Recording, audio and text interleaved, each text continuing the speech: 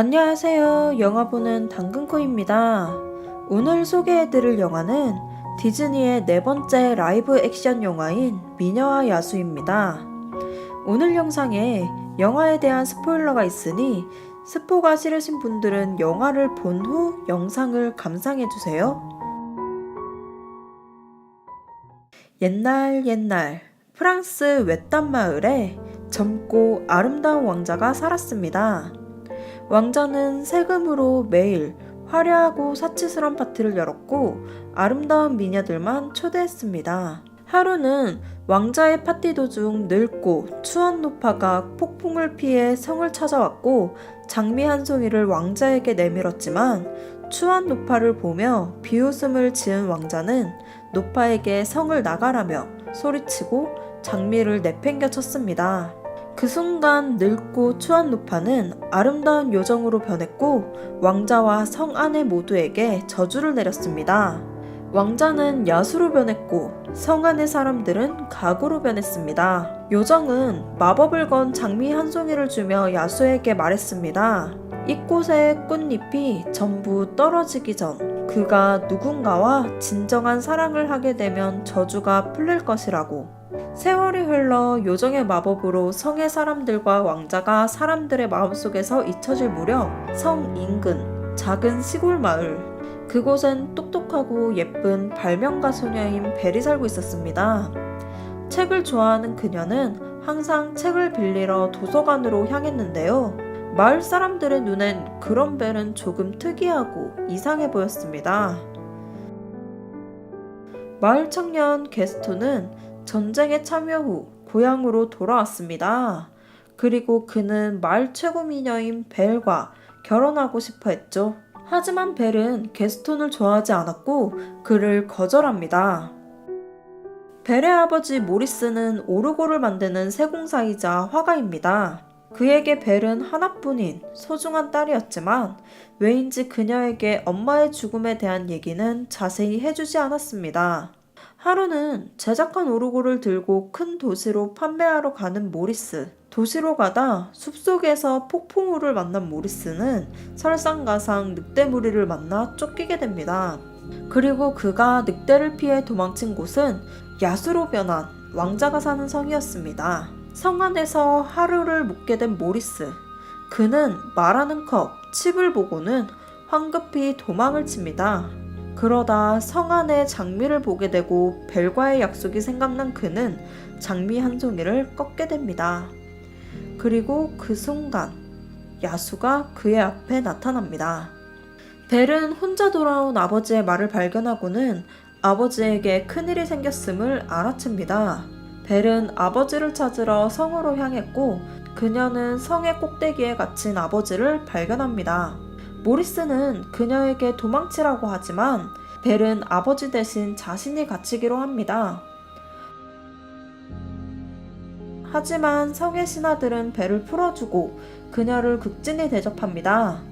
바로 그녀가 저주를 풀 열쇠라고 생각했기 때문이죠. 그들의 생각과는 반대로 벨은 야수를 오해해 그를 싫어하였고 야수는 벨을 대하는 방법이 서툴러 화만 내게 됩니다.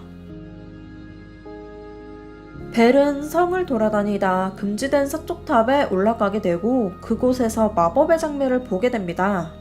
야수는 서쪽 탑에 들어온 벨에게 화를 내었고 겁을 먹은 그녀는 황급히 성을 빠져나와 도망칩니다.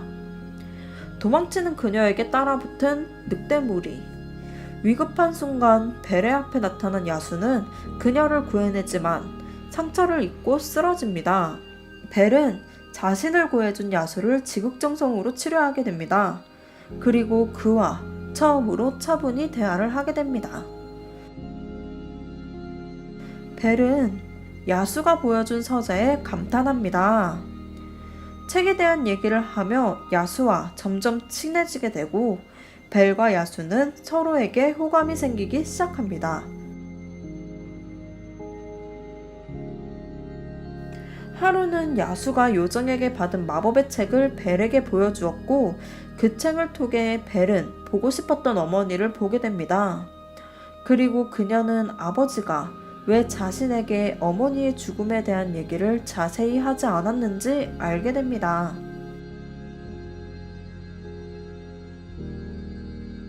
벨과 야수는 다정한 시간을 보냅니다.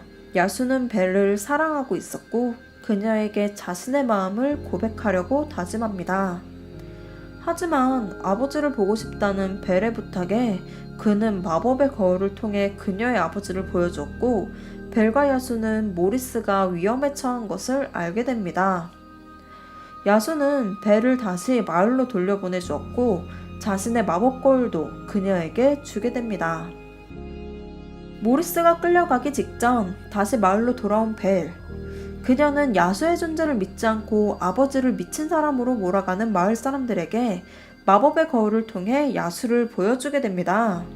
게스톤은 벨이 흑마법에 걸렸고 야수가 마을을 위협할 거라 마을 사람들을 선동했고 벨과 모리스를 가둡니다.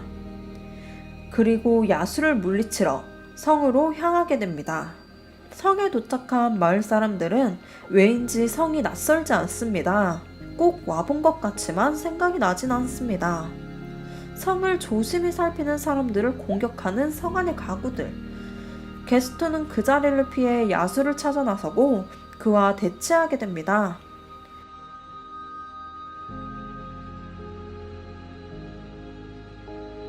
벨은 혼란스러운 성으로 다시 돌아왔고 야수는 그녀를 발견하고 벨에게 향합니다.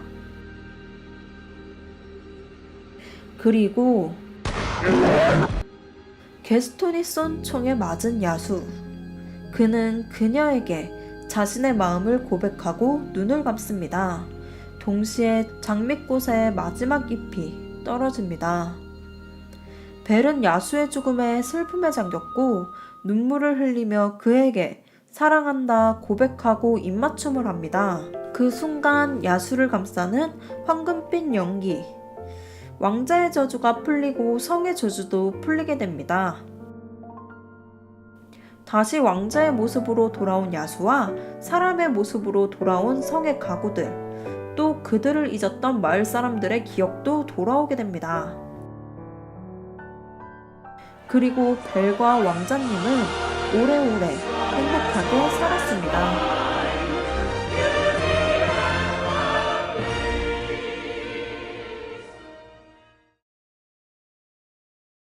영화 미녀와 야수는 91년 디즈니 장편 애니메이션으로 제작되었습니다. 장편 애니메이션으로는 처음으로 아카데미 작품상에 올랐고 어린이들만의 전유물이라고 생각했던 애니메이션의 관람층을 성인까지 확대하게 되었습니다. 디즈니는 2014년 말레피센트를 시작으로 매해 한 편씩 디즈니 장편 애니메이션을 실사화한 라이브 액션 영화를 선보이는데요. 미녀와 야수는 2017년 네 번째로 제작되어 개봉하였습니다. 원작 애니메이션 자체의 유명한 OST와 영상미가 예뻤던 만큼 사람들이 기대를 했고 또한 벨의 역으로 언급되었던 배우 엠마 왓슨이 캐스팅되어 더 많은 관심을 받았는데요. 엠마 왓슨은 라라랜드의 미아 역을 거절하고 미녀와 야수를 선택해 더 많은 화제가 되기도 했습니다. 그리고 영화 개봉 이후 그녀를 본딴 벨의 인형도 화제가 되었습니다. 원작 애니메이션과 다른 점이라면 캐릭터들의 과거 이야기가 생겨난 것입니다. 벨의 어머니 이야기와 야수의 과거 이야기가 설정이 되면서 둘의 관계성에 좀 더 개연성을 주게 되었고 과거 이야기 설정으로 인해 야수의 테마곡도 새로 생겨났습니다.